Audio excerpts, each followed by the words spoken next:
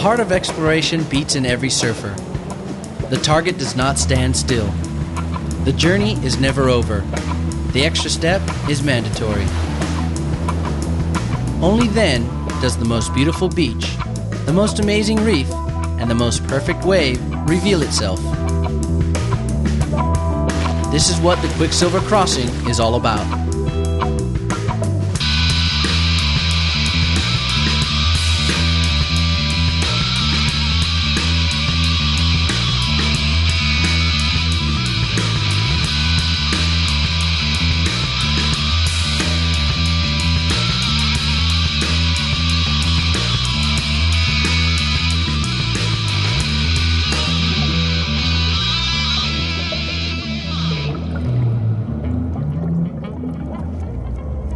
Well, the crossing's about discovering, finding new waves, getting basically away from the world of surfing that we know, and discovering something new, getting clean water and checking out different cultures and diving, fishing, just living in the ocean basically, living from the ocean and amongst it and not taking it for granted.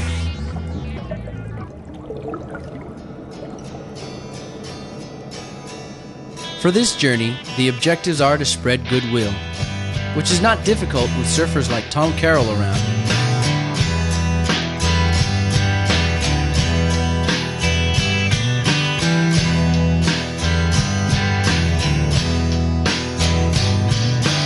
Cover the reef for the UN Reef Check program.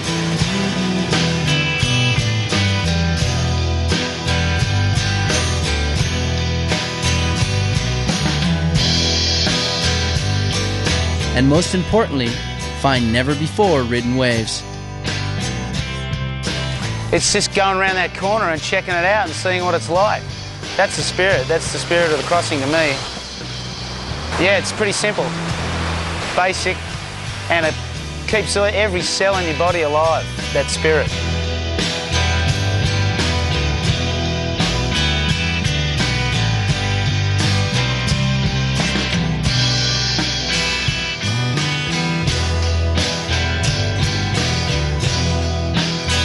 So far, the Quiksilver Crossing has found just over 90 world-class waves.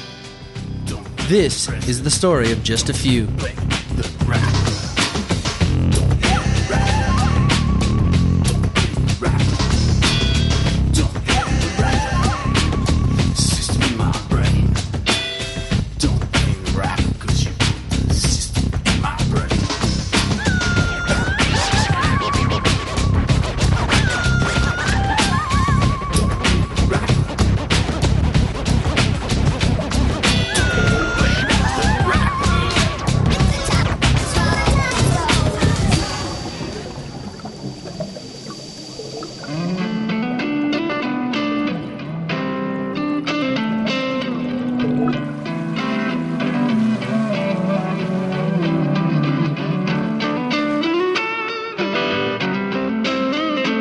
The first leg of the crossing explored the remote area of Micronesia.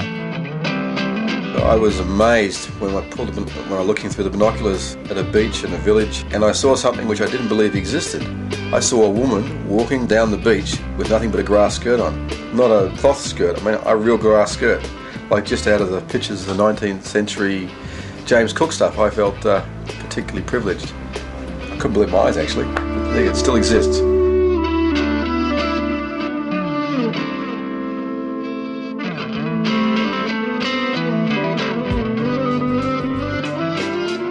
A small island appeared on the horizon. According to the maps, it seemed likely that it would be exposed to more swell than the other reefs they have been investigating for surf. Martin decided to go check if there's a wave, there's possible surf over there. And we came across a really fun left. Not too big, about head high. So you paddle down, and then through the trees we just seen these sort of people rustling around, and then everyone like came out from behind trees and started hooting and stuff, and then all these canoes sort of paddled around the point, and they all came in, and it was pretty good.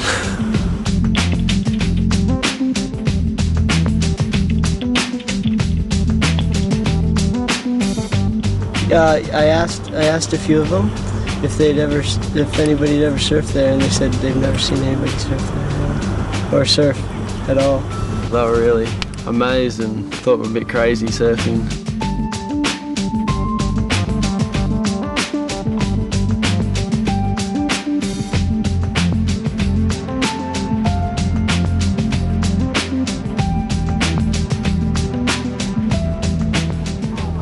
Or when we jump off the board, they just cheer and go crazy.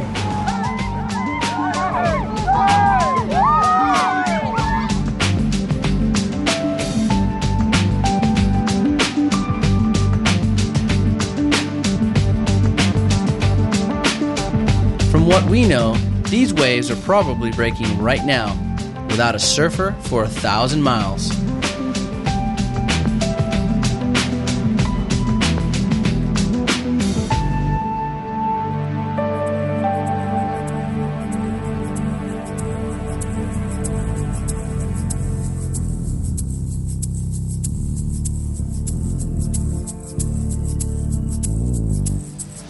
I would say my basic inspiration for surfing is just the curve of the wave.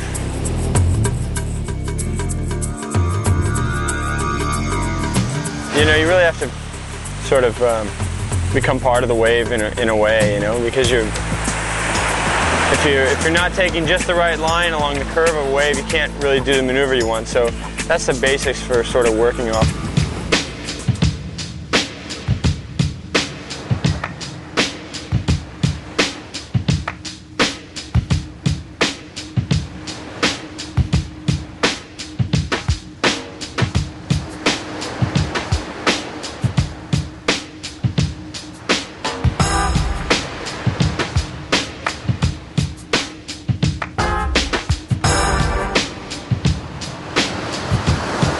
Try to take anything I've tried to do before and either try to make that or try to you know, do a little more with it, maybe make it smoother or make it higher or make it rotate a little more or something.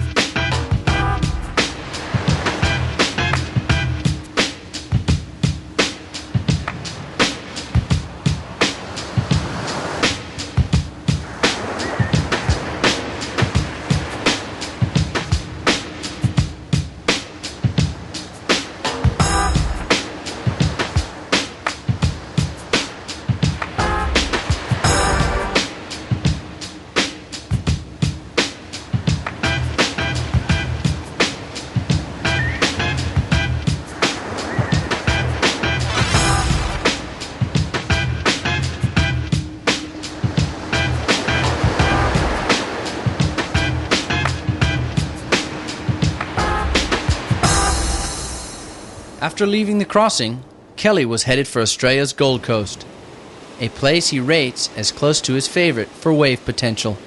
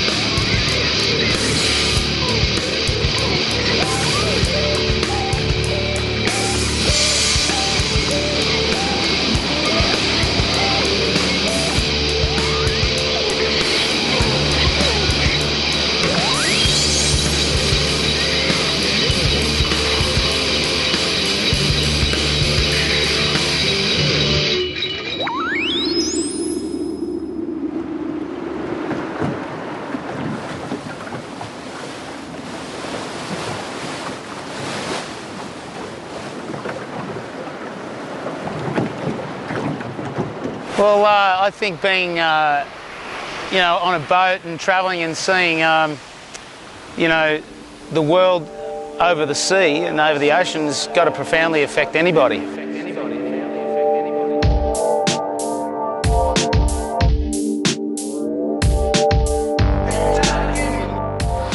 think if we are constantly sort of surrounding ourselves in a comfort zone, you don't tend to feel alive.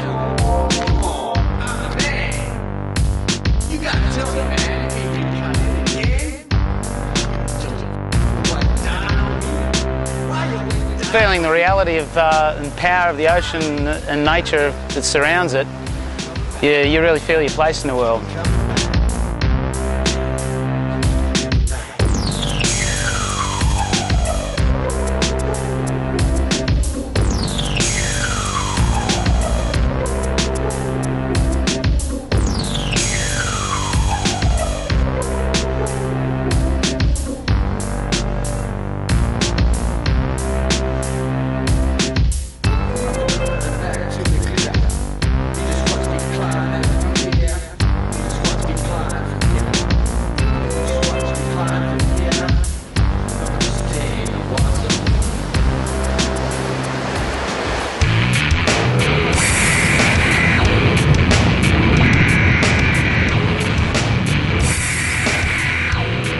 With a mission to circumnavigate the globe in search of perfect waves, it would be a definite to expect the best and the worst that the ocean has to offer. For the Quiksilver crossing, bound for remote North Africa from the gentle waters of the Mediterranean, this has included being pounded day after day by massive seas, copping 70-knot winds on the nose, motoring past 1,000-year-old lighthouses used by mariners forgotten in time, and finding remote towns barely visited by the modern world.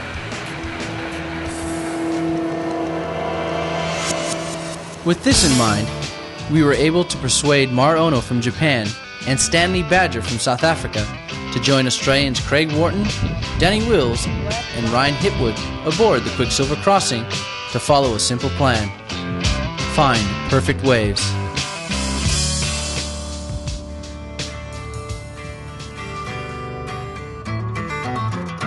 To get the boys on board, we told them the area was lush, tropical, and warm.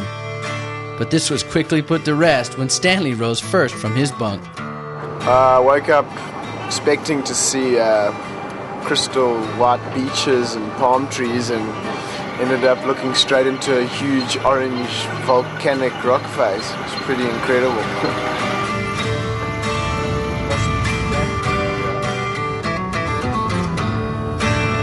Another thing we forgot to mention was the wind. The wind blows 24/7, non-stop, and definitely not included in the travel brochures. And then there is the dust. There is dust in everything and everywhere.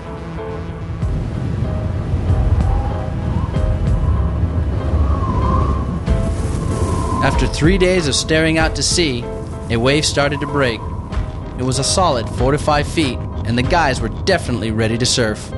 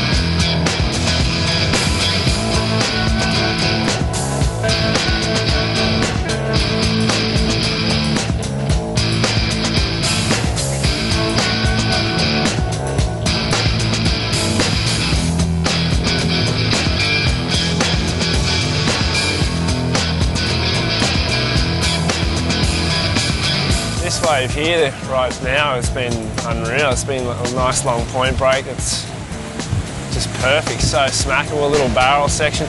It's good.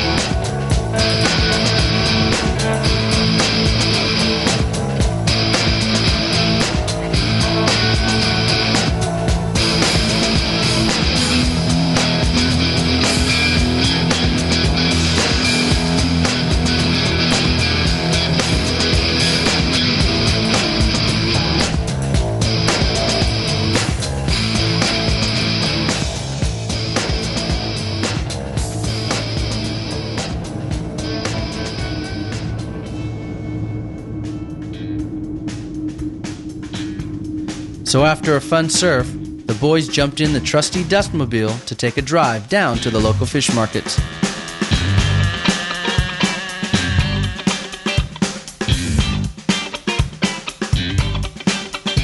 These seafood markets had barely been visited by tourists. And this woman had such a great sales pitch, how could you refuse? Stanley went for a wander around the town, coming across one of the world's smallest waves, which breaks well inside a boat harbor. I wonder where these guys get wax from, huh? We rocked up at a little beach at the local town we've been moored at, and we found this little right-hander that was so miniature, but it had the most perfect shape on it. I just love to see it maybe a little bit bigger, but the size it was still so fun. There were heaps of local grommets out all on boogie boards and all having a whale of a time. Crew on the beach cheering you on. You know, they were just so stoked. The locals had yet to progress to stand-up boards. Some were even stuck on tire tubes. The local farmers were not so happy about this. There was a guy out there on an inner tube.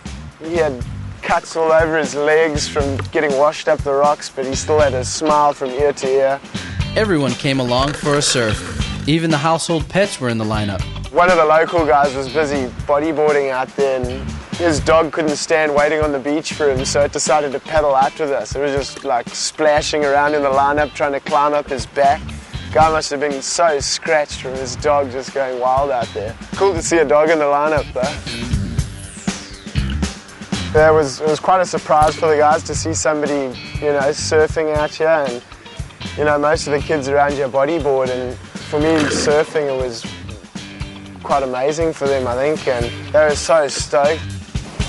You know, I came out the water, chatted to a couple of the guys, and they're just like, yeah, you're the guy that surfs, you're good, yeah, surfing good.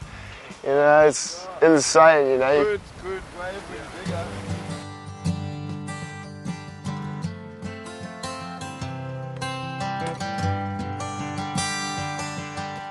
There is African and European influences that give the area a unique look and feel. In town's really cool. It reminds me a little bit of like Spain or Portugal or something like that, and Indo as well, all mixed into one, like little streets going everywhere, and it's all sort of twisted up. The people just seem real cool and friendly, so.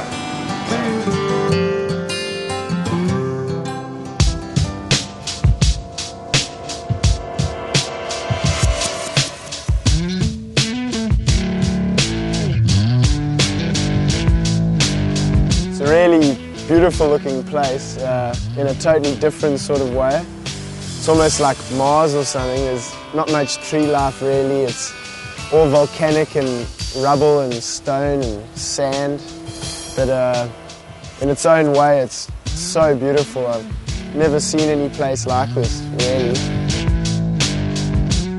I struggled really hard to get up that mountain, and we get to the top and there's donkeys at the top.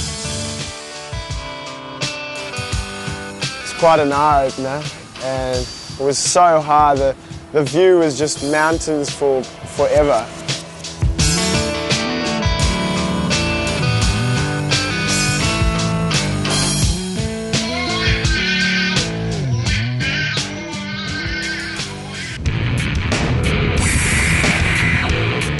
After a few more days, and it seeming as though the surf we had was complete luck, we motored across a channel to a remote peninsula.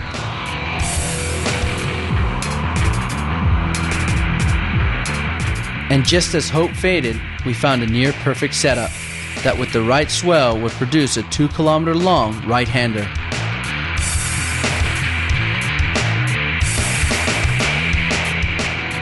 Then, as luck would have it, the next bay had enough swell, and although the wave wasn't as long as the previous setup, it was firing.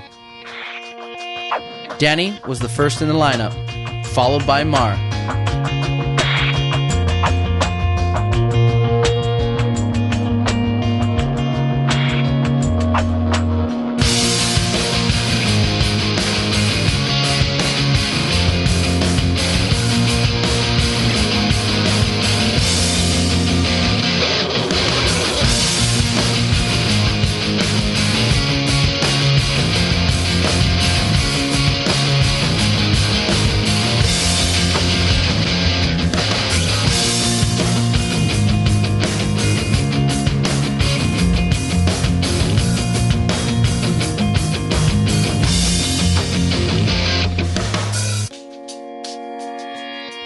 the waves, the people I've been on the boat with, surfing with Danny Wills every day, like helps your surfing out a lot.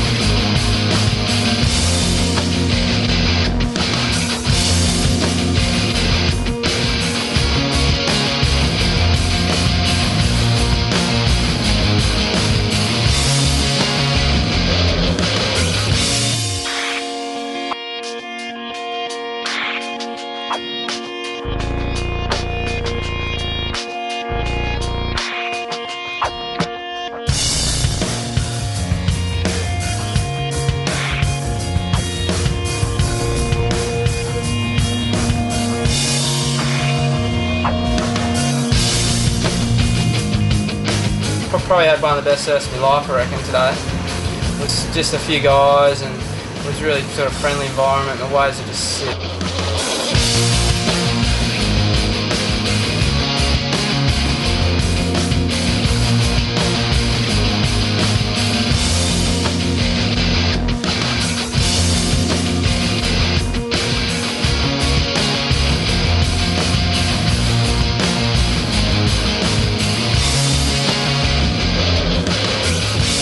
It's been a dream for me, and I'd love to get back on the crossing again sometime soon. If we didn't drag Danny from the water, he would have surfed for 2 days straight. It's just awesome. Surfed like 5 hours. Totally rooted right now, but just mindless, mate. Mindless. Can't believe it. I'm so stoked. Epic.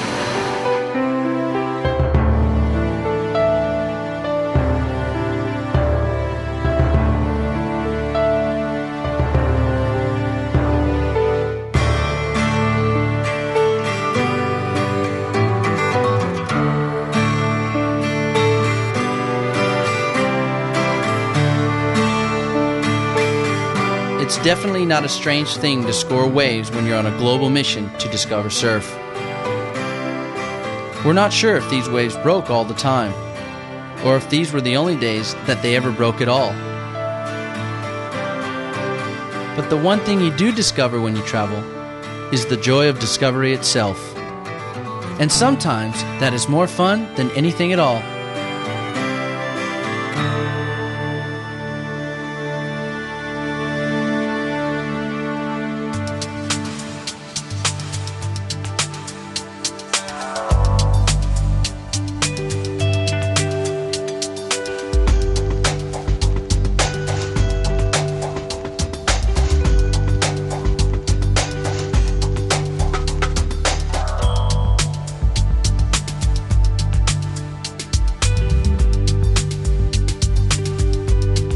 Doing stuff like this, being in the boat with the girls and, you know, being in an exploration mode or just a mode where you're just looking at it all from a different angle. You know, we're looking at land from the water and, I don't know, I feel like so far away from it all.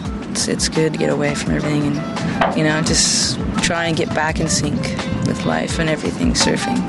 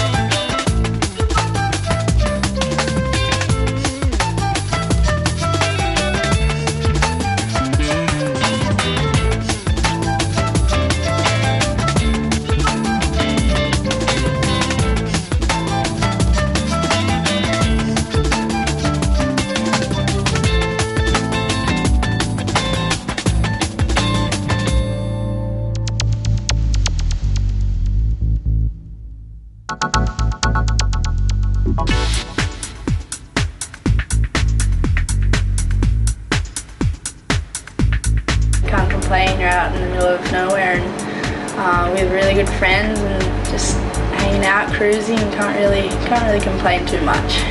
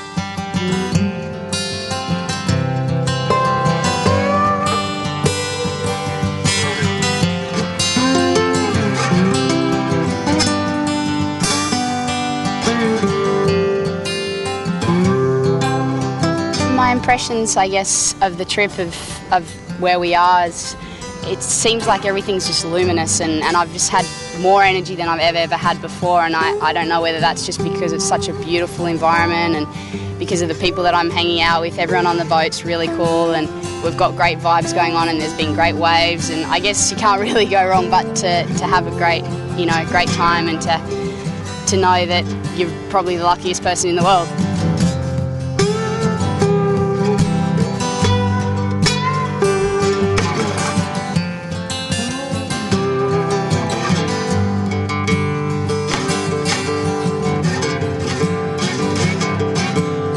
The energy of all the girls, and when we're out in the water, it's just everyone's pushing each other, and everyone wants to, like, you see somebody get a sick wave, or you see just go up and our fins come out, and you just want to try that much harder, and it's not even a competitive thing. It's like we all want to see each other do good.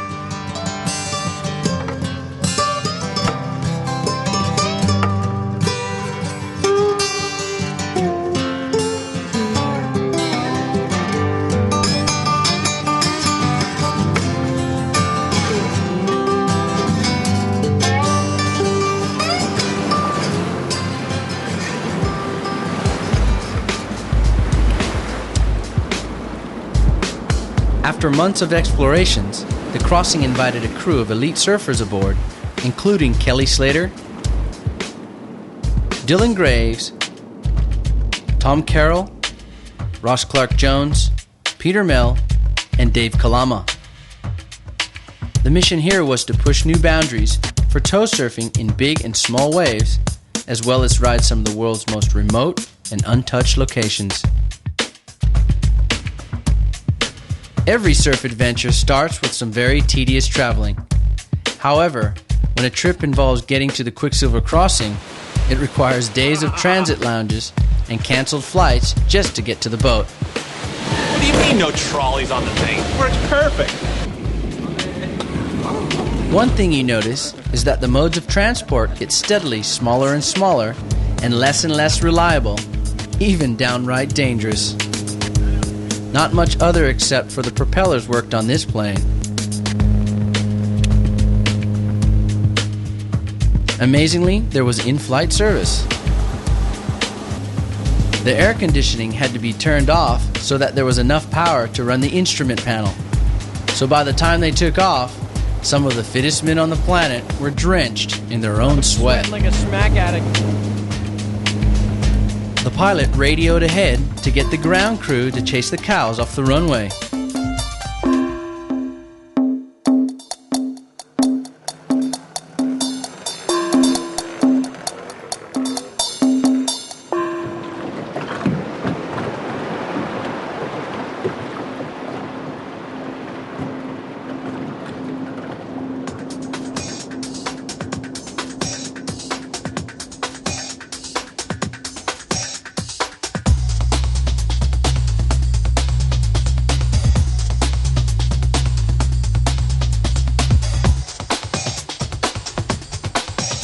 I think it's kind of just working out the equipment, maybe looking for possibilities and new maneuvers, and really getting to understand the best angles to take with towing in, whether you want to come from behind the ski or get whipped at the wave, or the ski goes out the back. You know, there's a lot of different angles you can take to get onto a wave with a jet ski, and it's great because you see a wave 200 yards away, it's about to break, and you can get on it.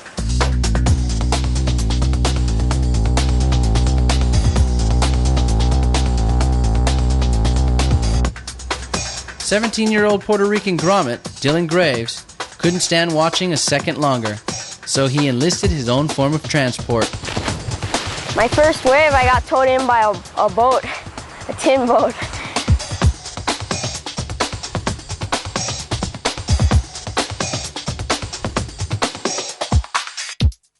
I was really excited when the trip started to try some different aerials and flips and things, and pulled off a move with the straps on that I haven't pulled off before, and that was pretty nice, but unfortunately all the cameras missed it.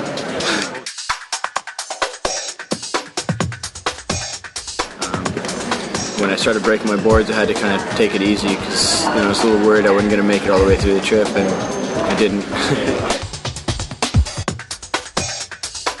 Right after I pulled off that move with the straps on, I tried to flip, and I ate it pretty bad and twisted my ankle and my knee and put me out of the water for a couple days.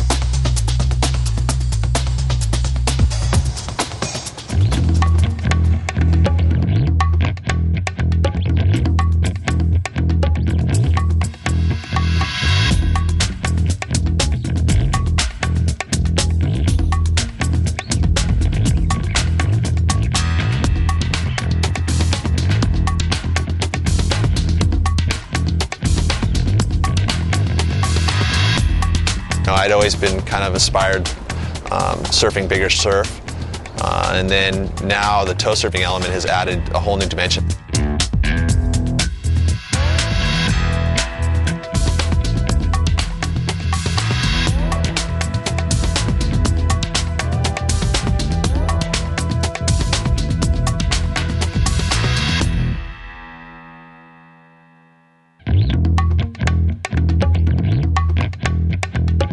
This was my first time towing in, and it's really fun. You don't have to worry about like paddling into a wave and eating it on the drop or anything.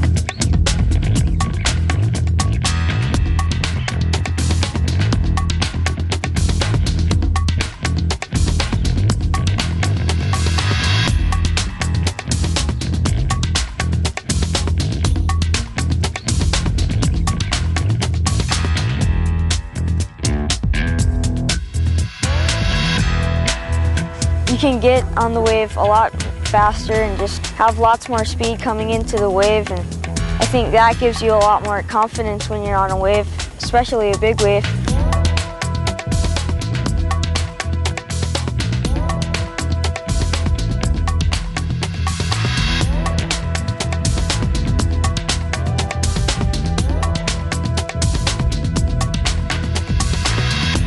Ross and Kelly didn't get the wave size they were after for this trip on the crossing. But with time and patience, this tow dream of massive walls of water was realized off the Hawaiian Islands. I already knew it was going to be on. You know, the winds were right, the buoys were right. I mean, it was going to be on for sure, and I just wasn't sure if I was in the mood to go, you know. You got to be emotionally and mentally ready for that. Ross was calling me all day. You know, are you going to go? I need to know, I need a driver, I need somebody to be out there with me that I can trust. And so I called him back in the evening. All of a sudden in the evening, it just hit me like, okay, you got to go.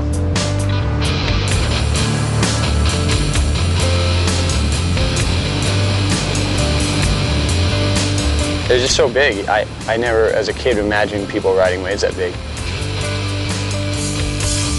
The wave is made for tow surfing, and for big waves, it's hard to beat. I still haven't found a wave that beats that.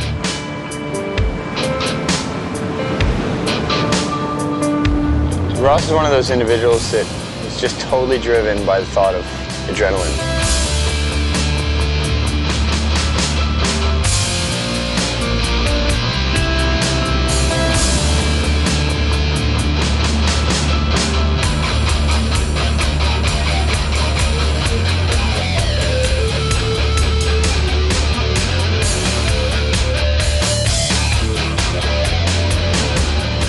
you're around Ross and the waves are going to be big or intense or whatever, you just get this feeling from him, like he just gets so excited, you know.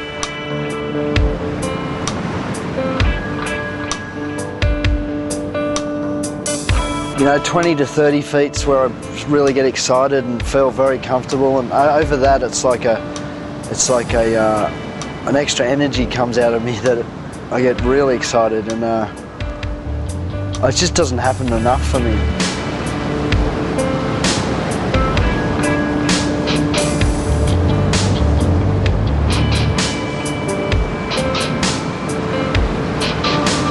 Ross was just like screaming at, like, what are you doing? Get out there, you know? And I'm just going, I've never seen anything like this. I want to watch, you know?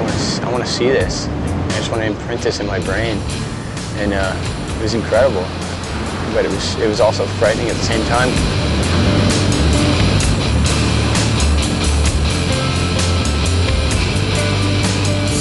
Yeah, and then got Kelly on a couple of waves. He's on a 5'10", no weight in it at all. Surfing like a champion. It's just like, it's so easy. He's like at a beach break. So he's just playing around like he usually does.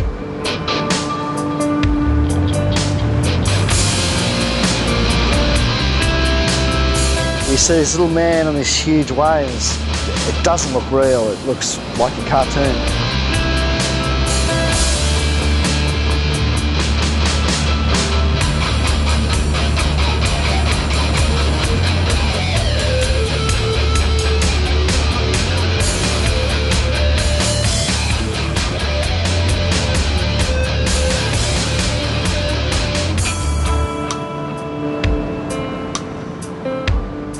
What happens at those core of those low pressure systems? Can you ride those things, you know? Can you ride a hurricane? I don't know. Are we going to try ride a tornado? That's the next thing.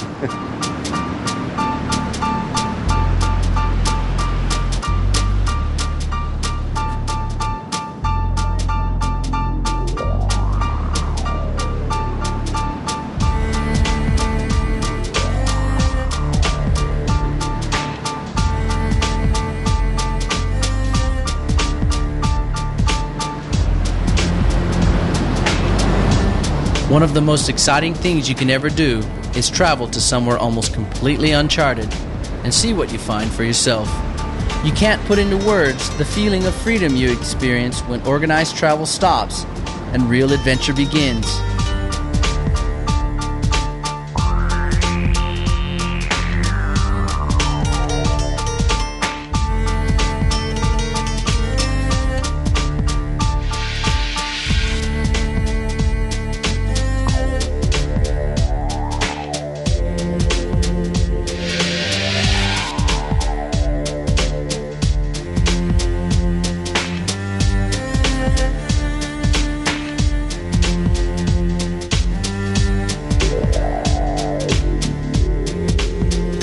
Right now, the Quiksilver crossing is on its way to the next lonely headland to find another empty wave.